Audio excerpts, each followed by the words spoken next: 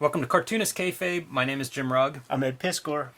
Today we're going to talk about one of my favorite artist editions. But first, let's talk about what's new, Ed. My latest project, Octobriana 1976, the world's first blacklight comic book, is in stores now. It is available wherever comics are sold, including Amazon, which is interesting since it is a comic book. But this is printed with fluorescent ink, which is how the blacklight effect shows up.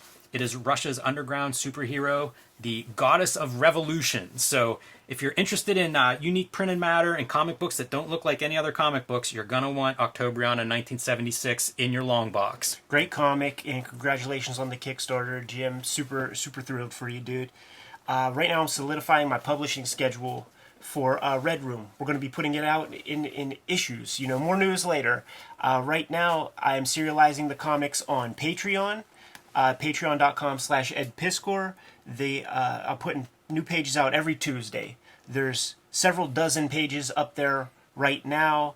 This is material for issue 4, and the art is up there at a high enough resolution that I started receiving bootleg Red Room comics from people who decided that they're going to print a bunch up to just read on paper rather than on the screen. It looks tight on paper, man. It's cool to see it this way. I dig it. Yeah, obviously, you know, I don't want you selling them or anything like that, but if you make one, send me a copy. Send two. Yeah. But the book of the hour. Yes. Tower of Power. The reason we're here.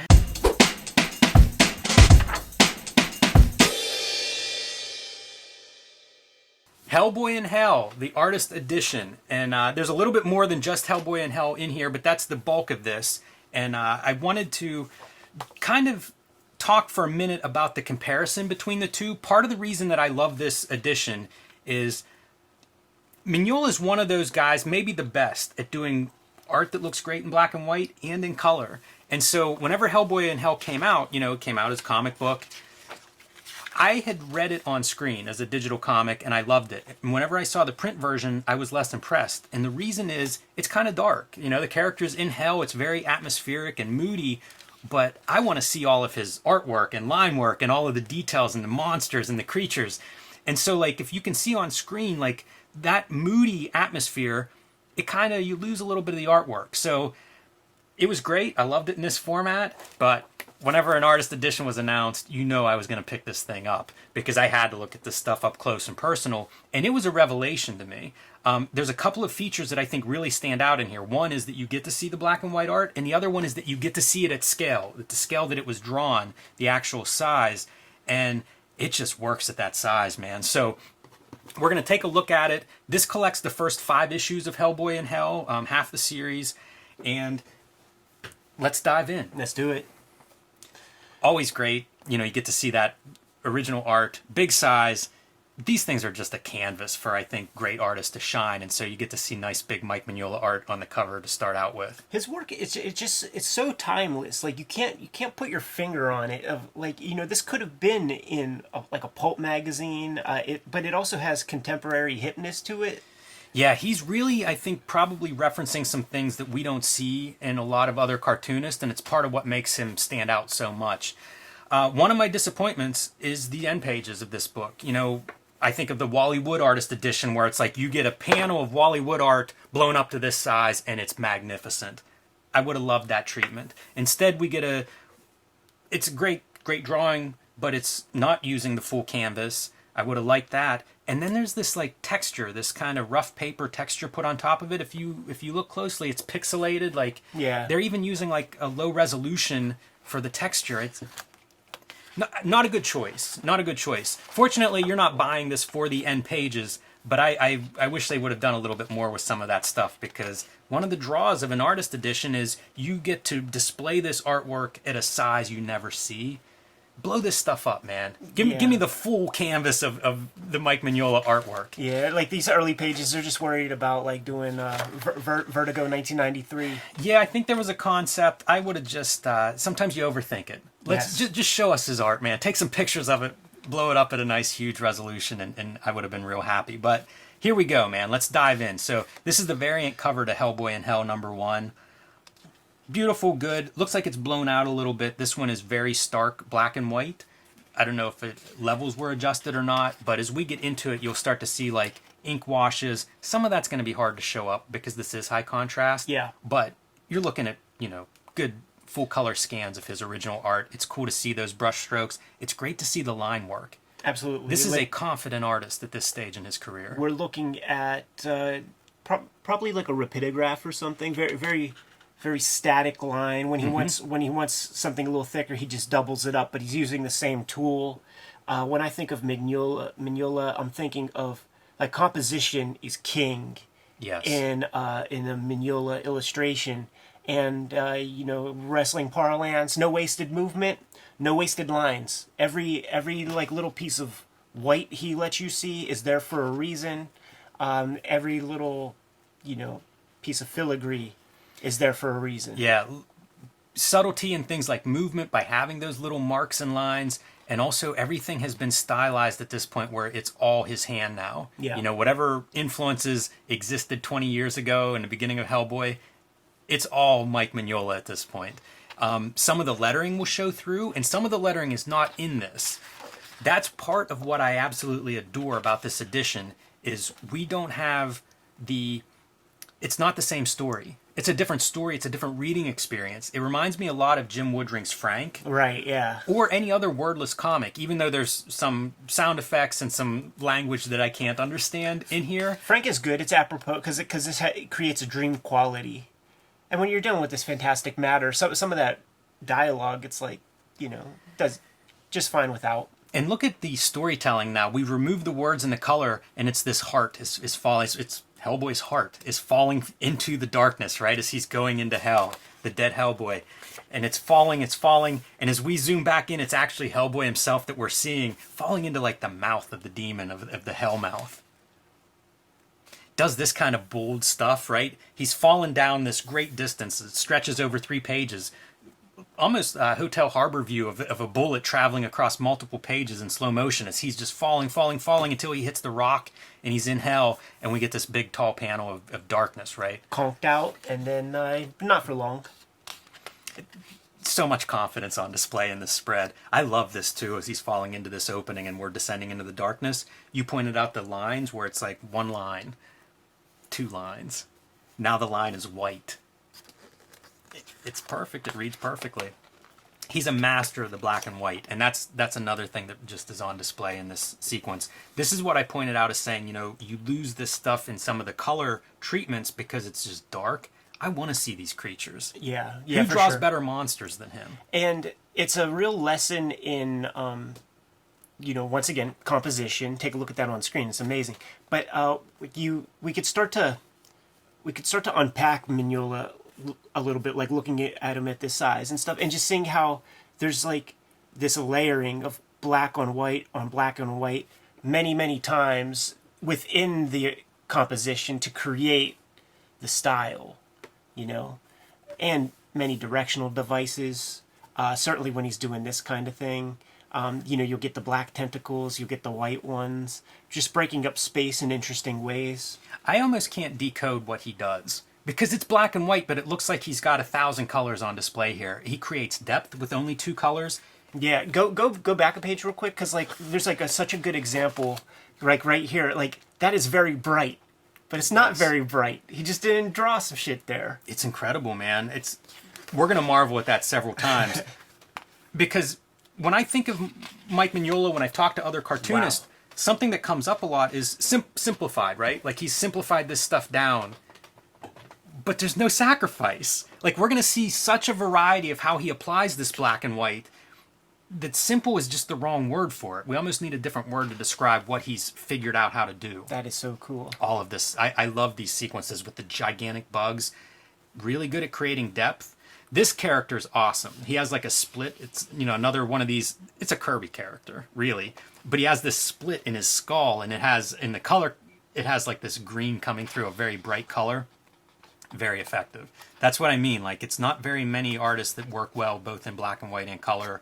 He's probably the number 1 on my list for people I think of in that way.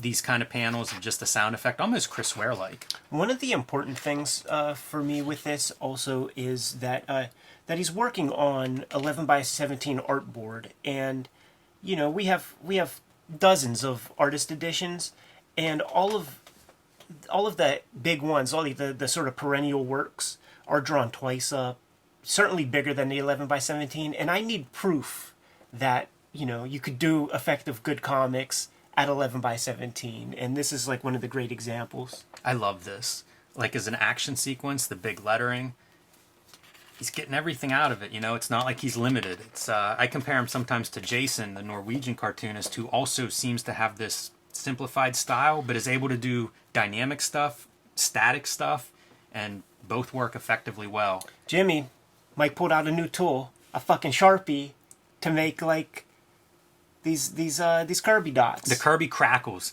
really fun, man. Filtered through his lens. It's totally spider-webbed Sharpie dots, man. You see a little bit of like the white, where it's this is what you see in like a Jaime Hernandez, where like a line is just a 1/16 of an inch redrawn to the side. What are you seeing here? What are you seeing here, Mike? Like, it looks perfect, but little tiny bits of just adjusting the black, just trim it down a little bit with your white paint. I love this stuff, and I mentioned that he has all of these tools where he's applying black and white in all these different ways. This is a great example where like it's almost all white. This is the light coming through. We looked at an Iron Man Armor Wars 2 issue that was similar to that, where it was like a lot of lasers and bright colors, and how do you achieve that? You're getting that here. Like, this looks like it's glowing, like it's ready to explode just in black and white. Yeah, it's incredible stuff. I also like this scale because whenever he pulls back and you see like smaller figures, they still read well. And I think in the reduced comic, they might be too... This size works better for me as a reader. I just feel like this is the primo size for it. And this is an example of like foreground, middle ground, background, but black and white. Yeah, this is well, and Mike is not he's not taping down his boards and rolling perspective grids to make this happen. Very inspiring if you struggle with perspective, is seeing this kind of a drawing. And this is some of that lettering that, again, he's putting in a variety of different lettering on the boards themselves, not the actual captions and word balloons that were in the printed comic, but still using it as textural device. And it's like his Dave Cooper backup story lettering or something. I love his flat hands too. All the interiors, like the backgrounds, the stuff that, I don't know, it's not sexy, you never think about that when you go, oh, this artist or that artist is great. All the great artists, they have this. All those details are there, you're won over by Hellboy, but look behind Hellboy and you'll see he knows how to draw all this stuff. Yeah, that's one of those fun things where, like, just section off, centimeter square of a panel that's not a figure, and the good artist, you could tell who drew it. I was looking at going through this again for this conversation and noticing how like shadows, he'll flip the shadows back and forth, or it'll be two characters facing each other, so the shadows are consistent, but we're switching, it's shot, reaction shot. So those shadows are almost like if you draw a person walking, you might have their right leg forward and the next panel their left leg forward to create that sense of movement. He's doing that with the shadows, with just those shot, reaction shot. I also love like the chains. When you look at this artist edition, you can see kind of the, I guess, simplified drawings. Like there's no bell and whistle, and yet that chain reads perfect. Let's see, here's the stacking of the layers of like the white on black. We're like real easy to identify in these like cityscapes. Yeah. The like roof tile is that's always something I struggle with, because like how much, how do you communicate it in an effective way and not get manga noodly? Like, this is really cool. But it only works for him. Like that wouldn't work in our style. He has a whole visual language. This was one of those pieces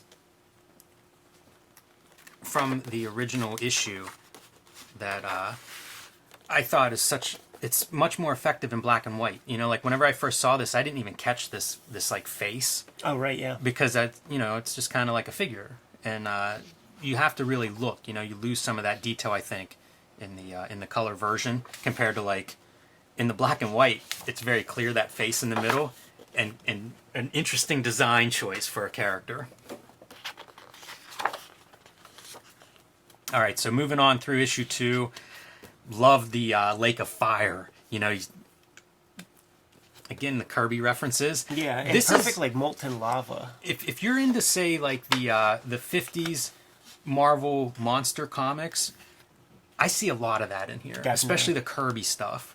A lot of it comes through. Definitely. Like probably like the first Mignola comic I have was like a Raw and Friends issue of Thor, and Mignola did the Tales of Asgard backup story. And in fact, it's a Hellboy looking creature.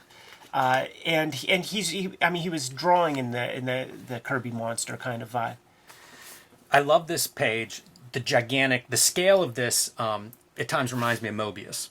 Because we get a lot of these little figures in this huge scale, and I was looking at this and thinking about like, yeah, he just draws, so great. This is beautiful, but even moving down the page, like you get down here to like, let's zoom in on this fly detail on they're just great drawings. Yeah. All of the lighting of like the cathedrals and openings, And it is interesting to see like how his style kind of like holds true even when you zoom in on something, Right. and it still is like full Mignola. Like some young artists have a tendency to sort of overdo it when you start to get close to the camera or whatever. yeah, it can be hard to figure that part out. Like, how much detail do you draw? These interiors are great. He draws snakes several times. The imagery that goes with Hell is really, I don't know, it's very flattering to what he draws and how he draws, but I love how he draws snakes. I was drawing snakes with Octobriana and trying to channel that quality of like, how do you make them look right? And kind of an S shape.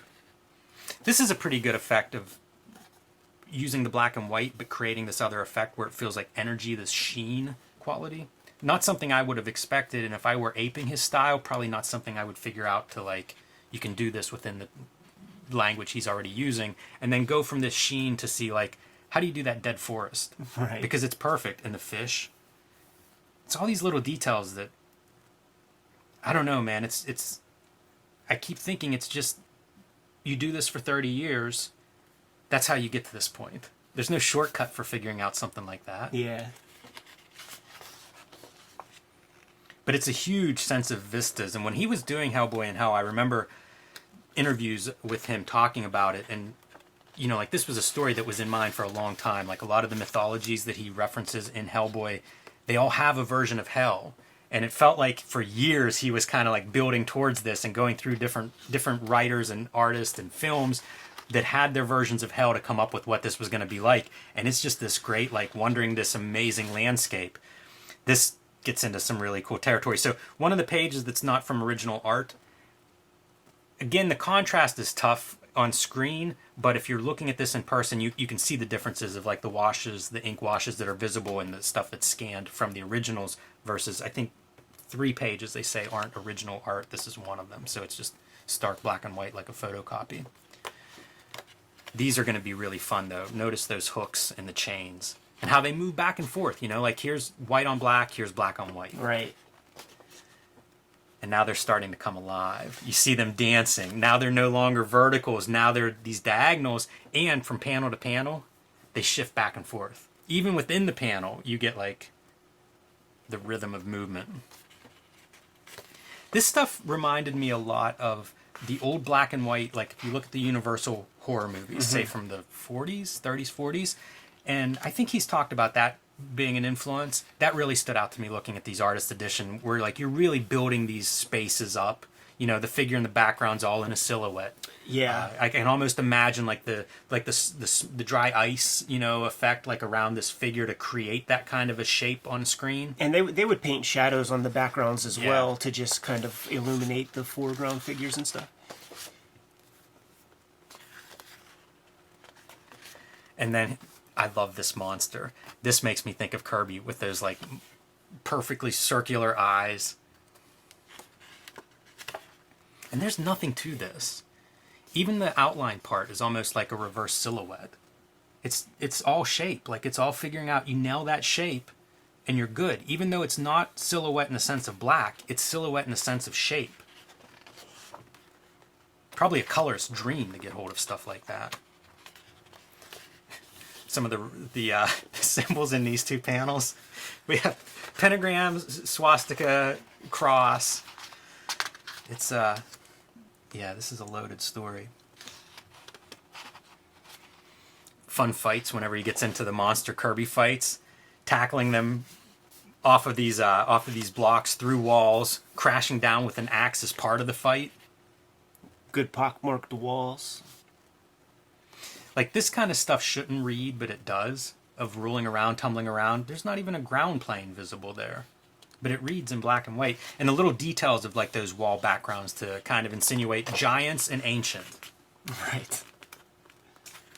When I was, one of the notes that I had reading this is the idea of, like, the H.P. Lovecraft, like, the dark ones, those old ancient dark gods, versus, like, the Kirby Celestials. Yeah. Get on that, Marvel. That's a good, I don't know a good who's drawing Hollywood it, but pitch. I need to see it. See, this is, again, an example of, you've got black and white as what those are the tools he's chosen. All white panel. Super open. A lot of it's just value. Like, if you think of writing and storytelling, like Robert McKee's story where he talks about you start a scene with a positive value, you end with negative, and vice versa. He does that with black and white, right? Like, we've gone through this now white sequence through 3 pages, and then we end with the black, the dragons in the darkness. I love this dragon. Look at that for a Kirby-esque monster. Imagine that in a 1950s Marvel monster comic. Yeah, for sure.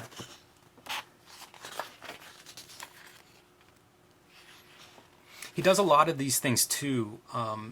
That's that cartoon language. That's the sweat drop coming off of somebody. That's the star when you bang into them.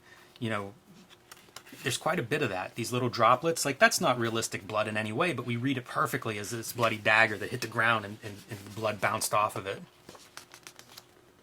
And there's several of those. He does a lot with the stars and stuff in the background like that, where they're almost like asterisks. This is great, man. Getting into the depth, you know, like you see the underwater. He's standing on these iceberg-like formations. And we're going underwater where these monsters are coming out. Giant jellyfish monsters. Little H.P. Lovecraft there. That's another influence that he talks about from the beginning of Hellboy. I can remember him talking H.P. Lovecraft. And there's your cover, you know, that this book is drawing from.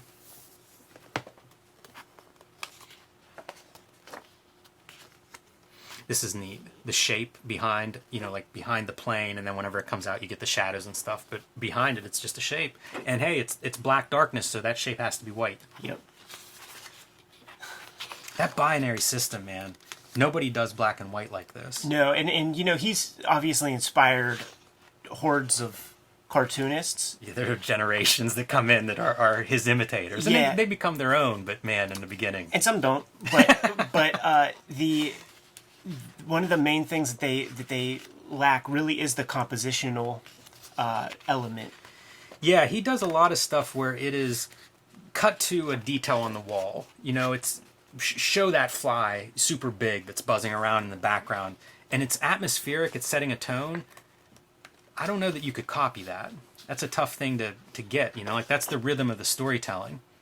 Some of the decomposed bodies, there's a lot of range in terms of what he's showing throughout this story too, like, you know, capturing that sense of broken down, emaciated, aged, more of the snake symbol showing up everywhere. This is so inspiring, man. This is one of those great, like, the foreground, background. I think of, like, the John Wayne, the John Ford movie of walking out of the doorway's lit and you see the silhouette figure. I'm picturing Mignola, like, having a morgue file of just, like, the Blitzkrieg and stuff. Like, that's what some of this is. I wonder how much of it came from, like, the filming of Hellboy, because I think that was in Budapest or somewhere, where it would have been like, you know, these old Romanian cities and things where I don't know how far removed, you know, like you could probably find a city there that had some of this kind of architecture. And I might have seen sketchbooks, you know, like in the back of one of those Hellboy collections, there would always be sketchbooks. Like that might be where I have this idea. You know, I don't know that I'm making this up on my own. But yeah, I mean, at this point, I think I think this is in his head. I think this morgue file is in his head, this city. The city in hell that Hellboy's wandering through. I think that might be Mignola's mind. Another one of those examples of that, like, beautiful silhouette, backlit. Yeah, the compositions are unreal. It's page after page, almost every single panel. you could point at as being these great compositions. Yeah, it's individual panel, but then page as a whole. The only other person I know that could do it with this level of skill really is Jack Kirby, like in his 1970s period. And often with the EC stuff, I know that we've talked about, like, you have 4 or 5 textures, and that'll describe everything. He kind of has that. They're unusual, they're atypical, but, you know, he has these handful of things that he does that could be lightning, could be trees, you know. He's able to really describe all of these surfaces. Stone. Yeah, and like the one that looked, I was looking close to try to find like one odd one. Pretty fun to see notes on the artwork show up. And like some of the asterisk stars, it's like you only see them one time, and so like that's like a different piece. They have impact. He's able to really create different scenes, different moments, different settings with what seem like limited visual tools. But man, can he, you know, it's almost punk rock. It's like he's got 3 notes and he's going to play them in every single kind of arrangement you have, more than you'll ever conceive of. He's going to show you.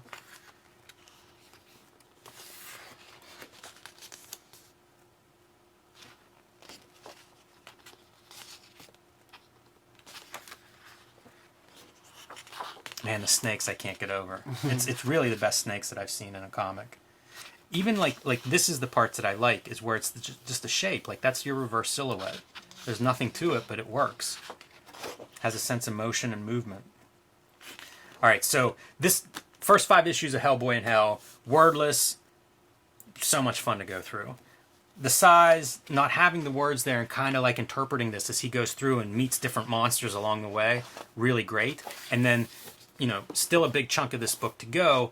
These are some of the additional pieces. And so this is a lot of the earliest appearances, and it includes The Corpse, which is the 2-page series that he did for Capital City Comics.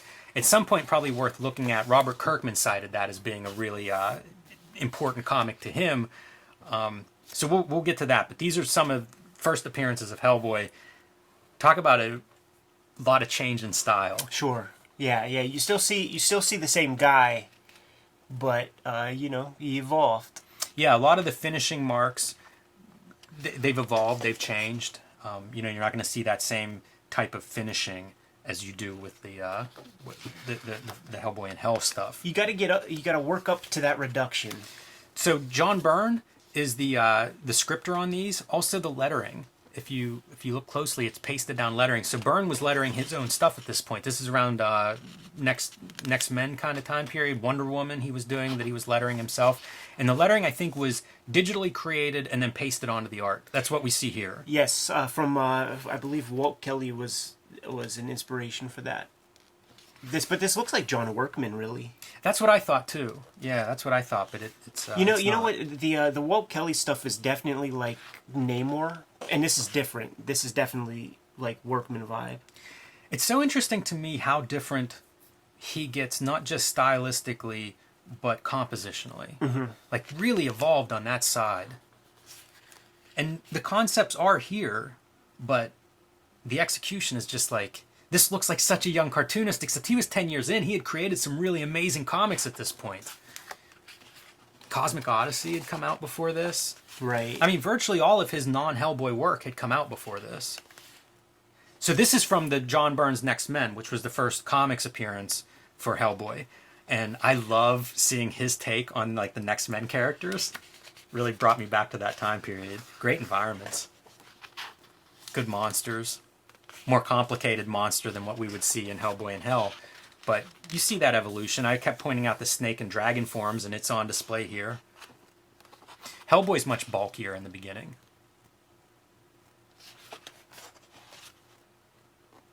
Wow.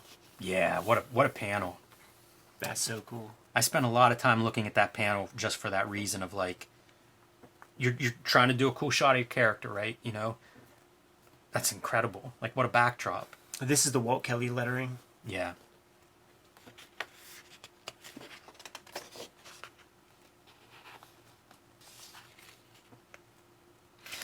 This was an example that I thought you see a much different Mike Mignola. Those white lines would never happen today. You know, like he would have that shape all worked out. So this is The Corpse. I think this was This was a quarter comic. I don't think this was a free comic book day comic, but this is one to track down. Anybody watching at home, like track down the actual comic book and read. It was done over a year, 2 pages at a time. This is a cover, I think, or a chapter for the trade paperback collection, but this is where it would start. So this would be like your page 1 and 2. You would get 2 pages a month. So it had to be satisfying. You know, like each of these 2 pages is like a little chapter. You end with some information of like, ooh, what happens next? And I think he might cite this as one of his favorite stories too. You know, it feels like this is something where he learned a lot. And I think it comes from doing it in those 2-page installments and needing to be satisfying and, you know, still delivering it in that very strict 2 pages. I've seen this page referenced a lot in just like comic book classes, and one of the things that is mentioned is that you could read this page in any order. Like it doesn't. You don't need, like you see, because he betrays the like. It doesn't matter which panel. Just look at them all, and then move along. Yeah, And that adds a creepiness, because like, you know, this then that, like, you know, why not? Yeah, it's kind of cool to think of. Very manga-esque, that idea of like you can take this page in as a page. Another one of the pages that is coming as I guess a photocopy or something. Very Sin City-esque. Very Electra Lives Again. That tombstone to me reminds me of the Miller tombstones. Right. Great panel. Pointed out in Hellboy and Hell, several of these where it's backlit or walking through a doorway. Good concept. Look at that, man. For Guillermo. Yeah. Love his brick textures. I used to copy these a lot. It was like an organic stone texture that really made sense to me. Oh yeah, you know what? Like I remember some of your early work and seeing some of that Mignola vibe. To me, this stuff is just so strong. Like those are just lines, but they perfectly depict a gate. Yeah. And they have an aged, weathered look, and they're just lines. Yeah.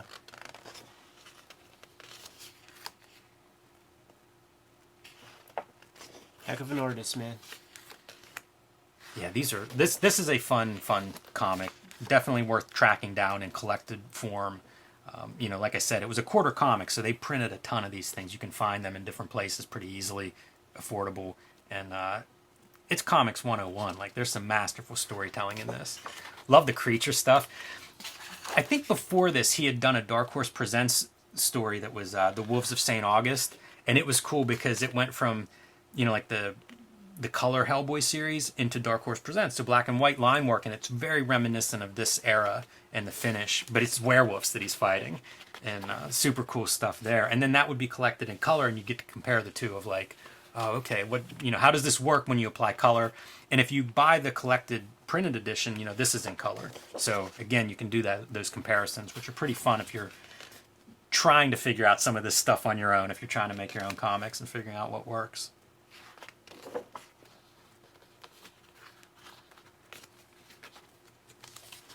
Fun whenever you see the TV, like any kind of tech pop up. Yeah, his tech is almost steampunk. Yeah. How great is this? Like an interior shot, that banister, beautiful banister.